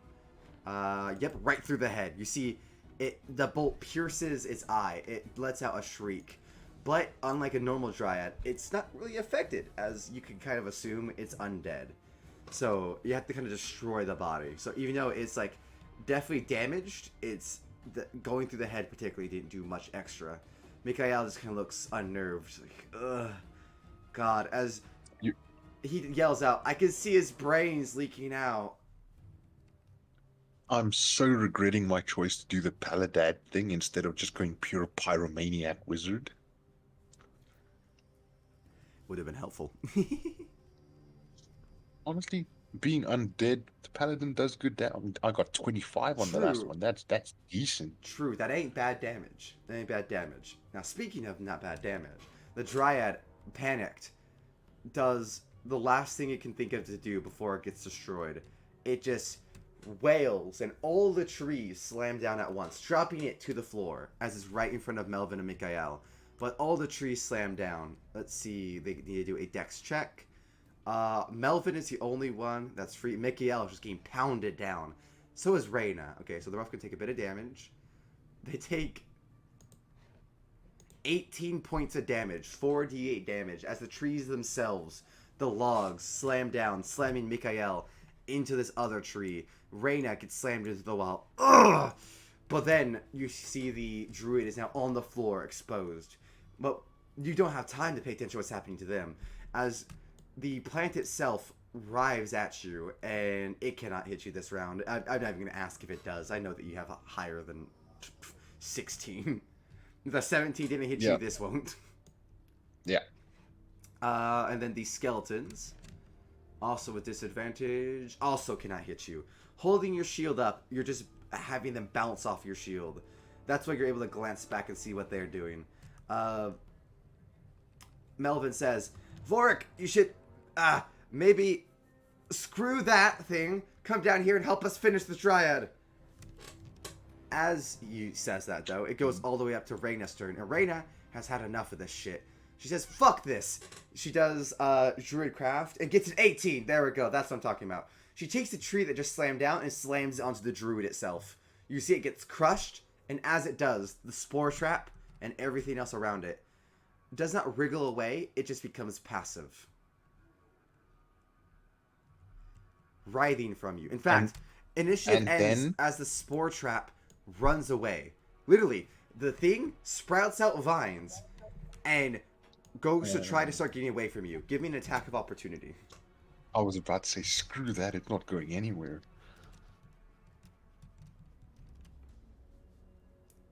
And I might have something you don't like if it hits. Oh. Oh. Oh, nat 20. So how do you want to kill this thing? Because I And, assume you're going to use and, a smite. yeah, but I've also got Sentinel, so its movement becomes 0 for this turn with an attack of opportunity. So it's stuck there, and then you get to go again. Yeah, So yeah, it's, exactly. instead of going through This the thing is not whole running away. rigmarole of rolling, how do you want to kill it as you keep it there? Yeah, so, taking his war pick, slamming it in, and obviously this hasn't been working. He throws the pick into the air, runs up, and just starts bashing this thing with his shield, continuously pounding it like it's a UFC fight, catches his war pick and slams it into like the bulbous heads of the spores, pumping in a last divine smite just for the heck of it, hopefully causing it to explode into a burst of radiant light. It does. It spores itself look almost clarified or clean of all the dark magic within it as you do that. Strangely enough. And as you guys end initiative, the spore cluster in the back here wriggles away, not wanting to take the same fate as his parental plant or the dryad that was controlling them. The corpses, well, the corpses don't move. The corpses aren't, alive by any means. So, with that, you end initiative. You succeed.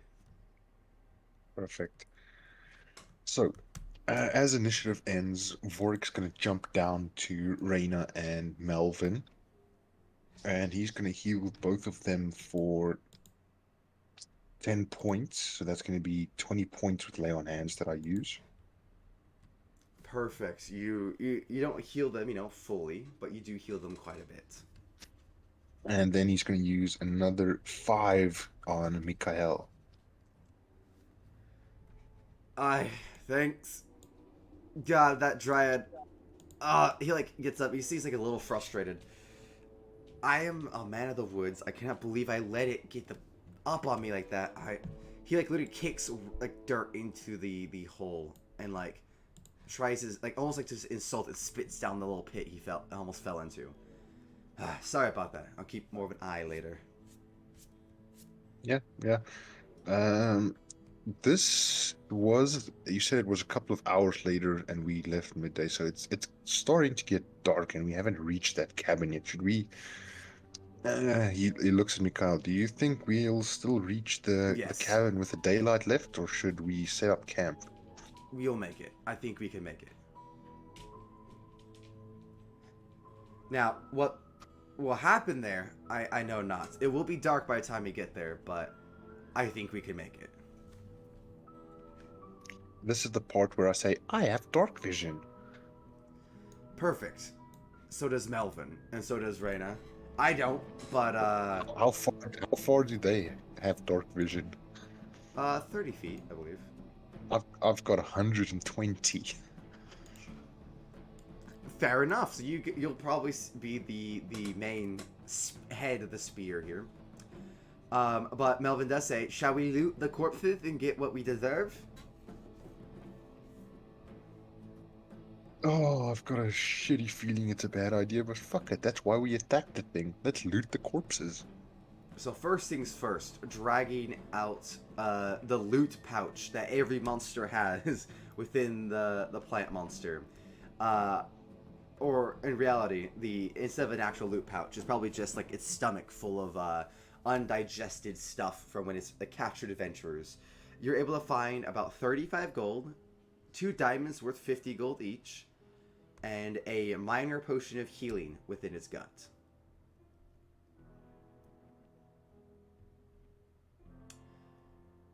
Melvin, Uh, yeah, I'll give you a moment to write that down. Well, I see what Melvin gets you. Okay, I'm not going to add the diamond that D&D Beyond has because that's 5,000 gold pieces. Oh yeah, no, this is definitely not like that well cut of a diamond. It's definitely only it's like a slightly scratched up And version then of it. a potion of healing. Yes, a minor potion of healing. All right, and keep in mind, minor does heal. I believe, if I remember correctly, only like 2d4 plus 2, so it's not too much, but it's a healing potion, right? It'll save Yeah, you. yeah. The normal one is 2d4 plus 2. Yep. So, pulling out the elf with full plate armor, you do see that the armor itself is rusted and shit, but that's also because it's been here for a bit. You wouldn't want the full plate, but that sword, on the other hand, as you pull it out, you find. Let me see. Look up. Hold on. You see this, and then you're not able to see this one. Okay, let me do. I had one I was gonna do, and I forgot to save it. Let me just grab it for you real quick.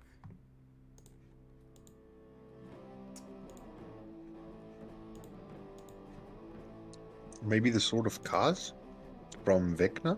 I mean, it's only a legendary weapon. Yeah, just give you the Sword of Actually, it's an Cause. artifact. It's an artifact, not even legendary. Oh yeah. That's cool. That's cool. Yeah. No. Okay, here we go. So it's not this blade, but I like the way it looks. So let me show stream as well. It's not this blade exactly, but it looks like this blade. It's not the divine blade, but it looks exactly like this one right here, with a opal white gem kind of in the blade itself, going down to an ivory and black hilt with a dark misty gem at the built into the hilt. The undefined, unknown blade, as you don't know its magical properties off the top of your head, it does in fact have some holy vibes to it when you pick it up. As you are a paladin, I can say that. It has some motherfucking holy vibes. And within the pouch, you see many, like 5 whole scrolls of cure wounds within the pouch. They're glowing, as you see. They look almost like more powerful, like level 3 cure wounds. You get 5 level 3 cure wound scrolls from this thing.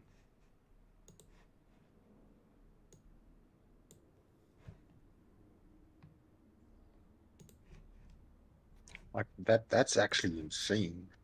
Yes, that's why it was glowing. You look at the text and the power just within the amount of spellage that was in that thing is, it was quite literally giving off the glow, the holy kind of glow from it, with just purely how much spellage was in there. Also, within that pouch, you also find a journal. A journal of, it looks to be a paladin who is trying to protect, well, you can assume the skeletons and corpses here. You're not going to be able to read much right now as you just picked it up, but you do see that it was the paladin you're currently looting is from a different order than yours, and their name is Talith the Brave. Just someone who wanted to help innocents. A village up north that wanted to come down. The Dryad ambushed them. You can look at the journal, though, and the path you're going now, while it leads to the outpost, he apparently came around the outpost, and you can read that it says there are corpses everywhere in the post. Everywhere. Absolutely everywhere. They opted to avoid it because they decided, well, I mean, corpses, that's going to be dangerous, right? So why would I deal with corpses? And they didn't want to deal with it, frankly. So they decided to move by it. They didn't want to risk infection of any sort or causing a fight or anything. But you do get the confirmation that the outpost is abandoned, absolutely filled with corpses. Reading this in the journal, Varric would tell Mikhail, get your things out. We're setting up camp here. We're heading to the outpost in the morning. And he shows them an extract that says, uh, the it's overrun with corpses. It's filled with corpses. We just finished facing the spore, the corrupted dryad, rotten dryad.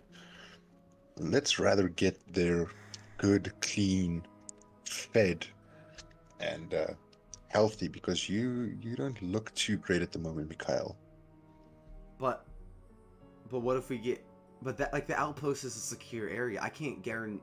Like I can make sure you don't get ambushed, right? Me and Loth here. He looks down to his dog, and yes, his dog's name is Loth. Loth, not Wolf like the Spider Queen, just Loth. He like we can keep an eye, but like I can't guarantee that we won't be ambushed in the night. At least the outpost walls can give us guaranteed safety, even if you have to clear out corpses. Are you sure? That is, if it, Varric tells him that you're thinking about this too simply. How many corpses did we just fight? What do you think would happen if we come across one person that reanimates all of them?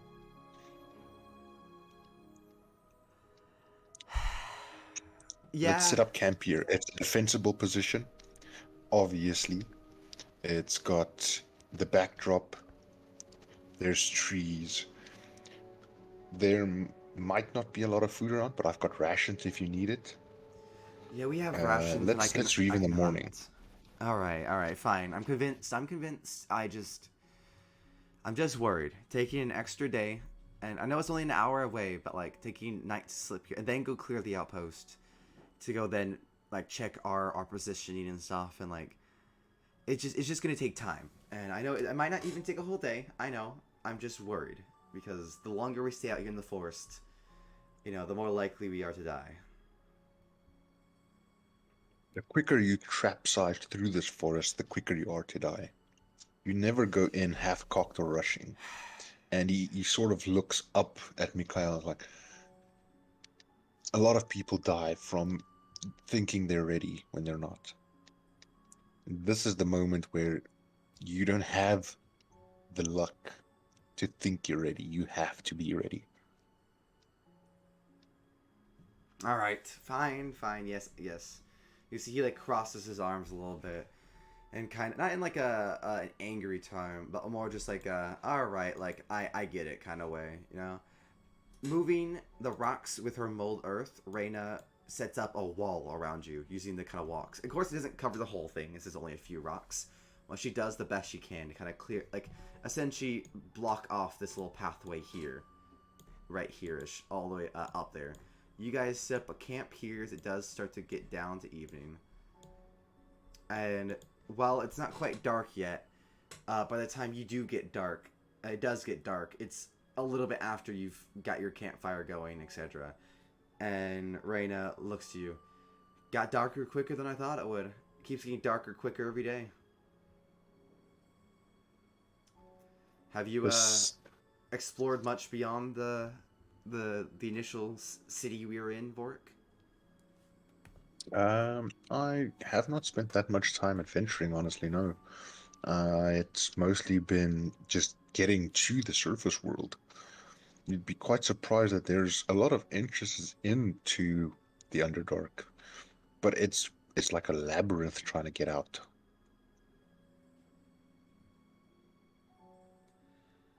So, that must have been quite a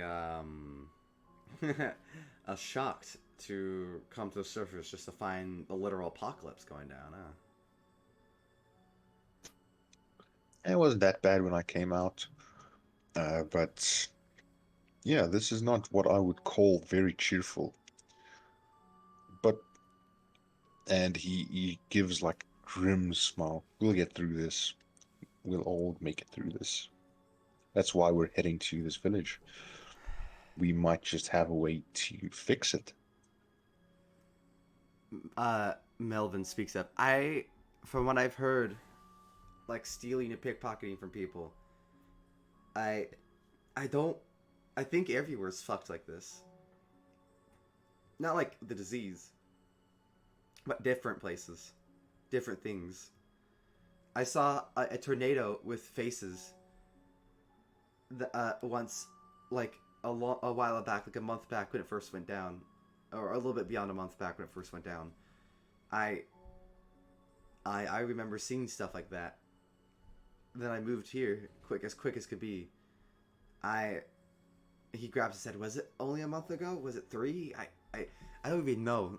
The sun changes Yeah, constantly. yeah. Vorik sort of nods his head. I understand. And he goes on this little tangent like, I know the feeling of being helpless. It's been a long time. But the reason that I got into being as I am, being devout, being religious,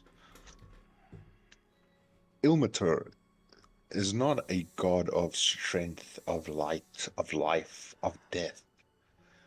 He is something that every single being can relate to, be it elf, human, minotaur, even the undead. A god of endurance. You take what is given, you dish back out, you survive one day at a time. Do not let the world get you under. Take it one day, one step at a time. You're still alive, that means you've still got a chance.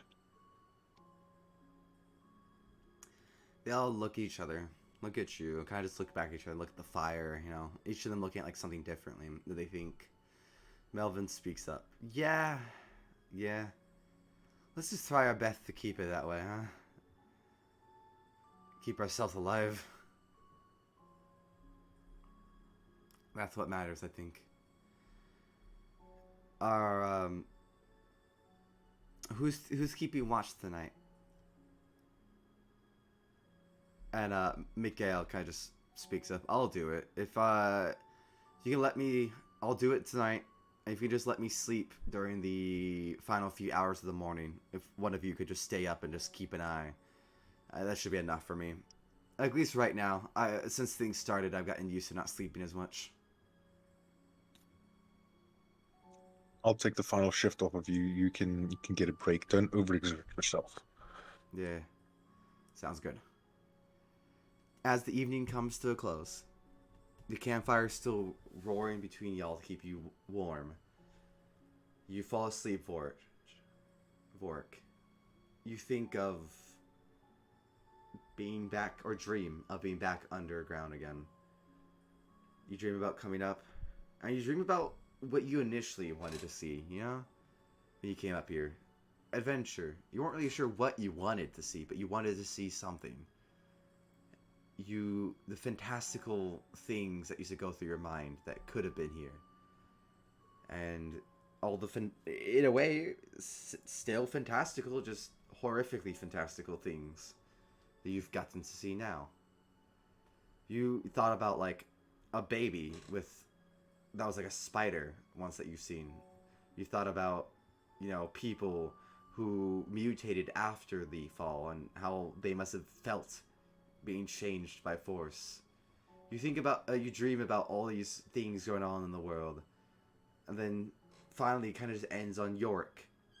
What does Yorick want? What does Yorick need? Does Yorick want the money from Mikael? Does Yorick want everything to be fixed?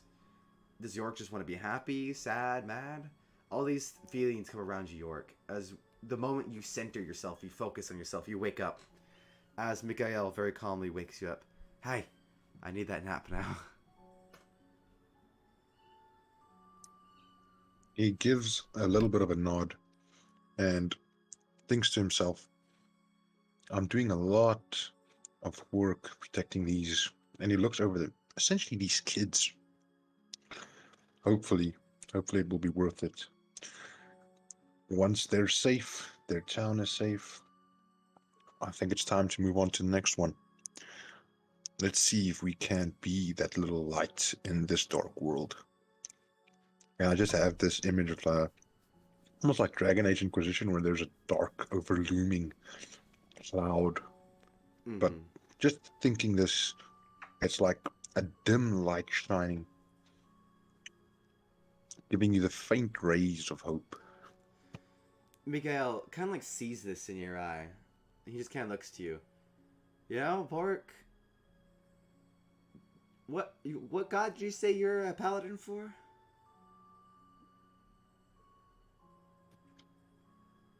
Yeah, it's one of the lesser known ones. It's Ilmater. Ilmater. That's the And endurance, right? yes, god of endurance. Not what you would expect.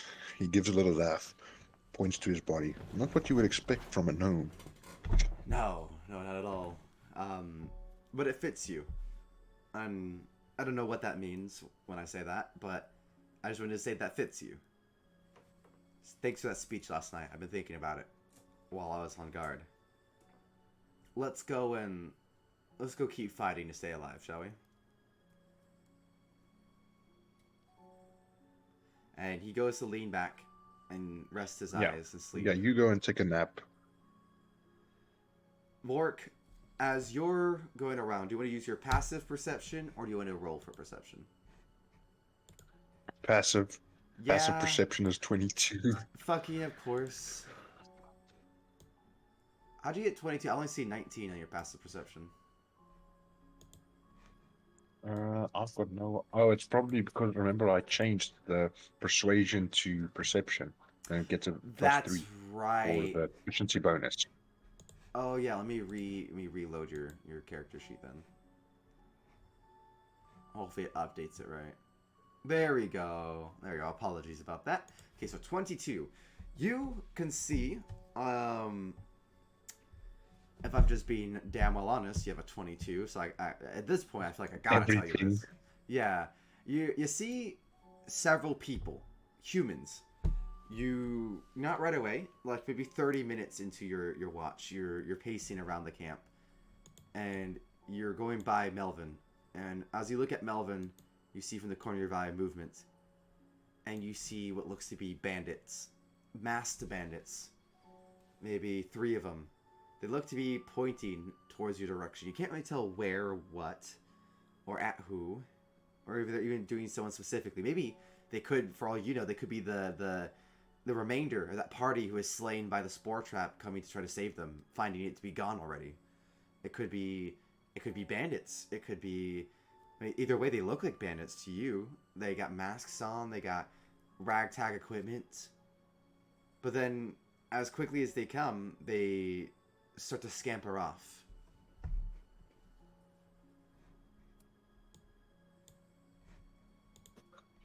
BArdic makes a little note of that, and also makes a note to double up on his patrols. Do it more regularly, more religiously, up until he wakes everyone up in the morning. Aye, you do.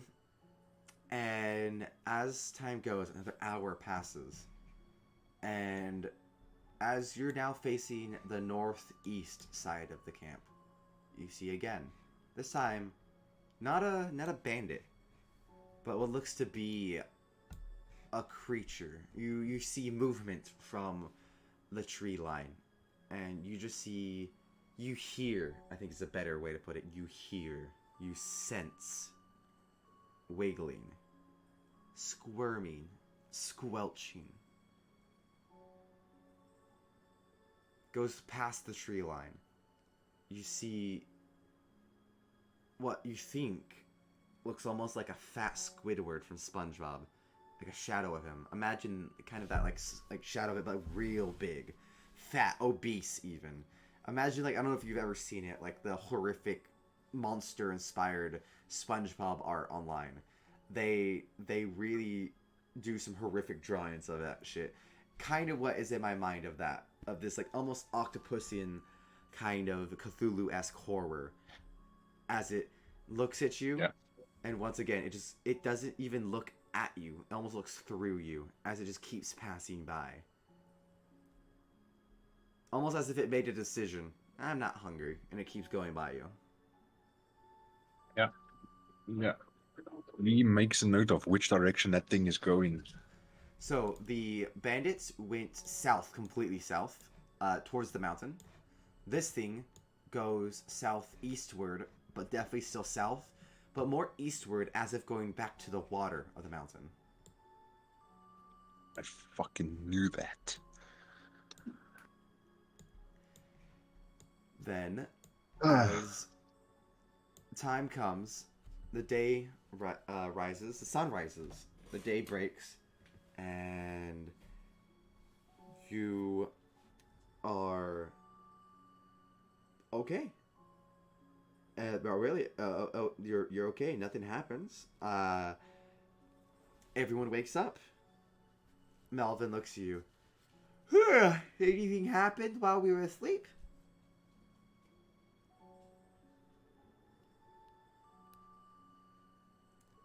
BArdic? He looks at you. Anything?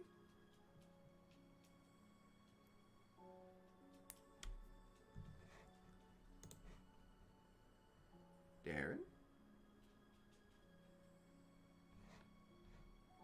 Darren! Oh no, Darren, your internet didn't get cut out, did it? Darren? No, Discord, don't do this to me, Darren! God damn it. No, we were doing such good shit.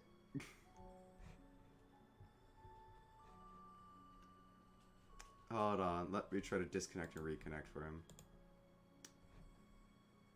Hello? Okay, power trip. Okay, his power did trip. Okay, okay. He said just 1 second.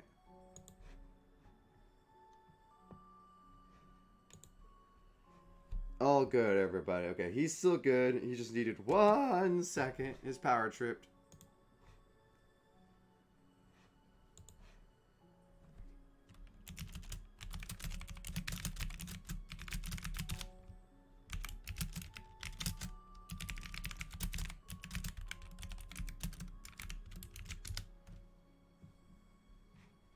Okay, let me check on him. Let me message him. At least he's able to message me back.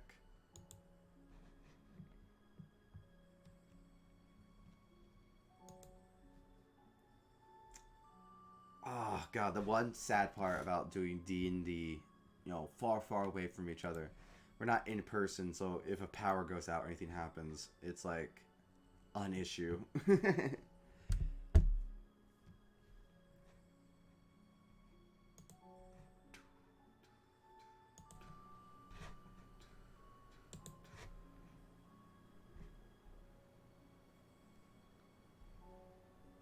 Okay. Yeah, he needs to see what's wrong.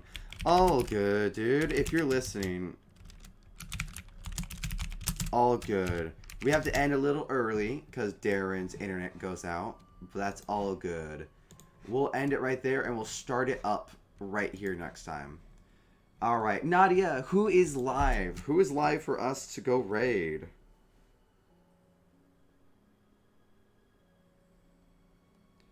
Who is live for us to raid? Just so we can have anybody, anything. Let us see, let us see.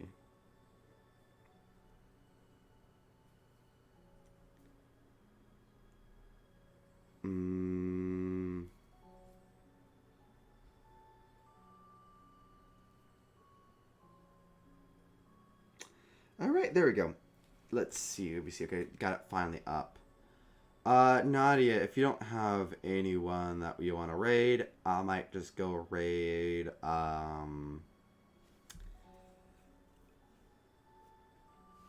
let me see. Let's go raid Fried Biscuits. They're doing only up. Let's give them some support, eh, everybody? Alright, well, thank you very much for watching if you have been. I have been Wolfer28 of the Bard of Bardic Logs. With me, as always, usually, unless his power goes out, silly enough, is Darren, aka the Griff of Griffin. Thank you very much for watching if you have been. If not, we'll see you guys next time. Bye-bye. Bye-bye, everybody. Bye-bye. Bye-bye. Bye-bye, everybody. Thank you. Thank you. We'll see you guys later for a normal stream. Bye-bye.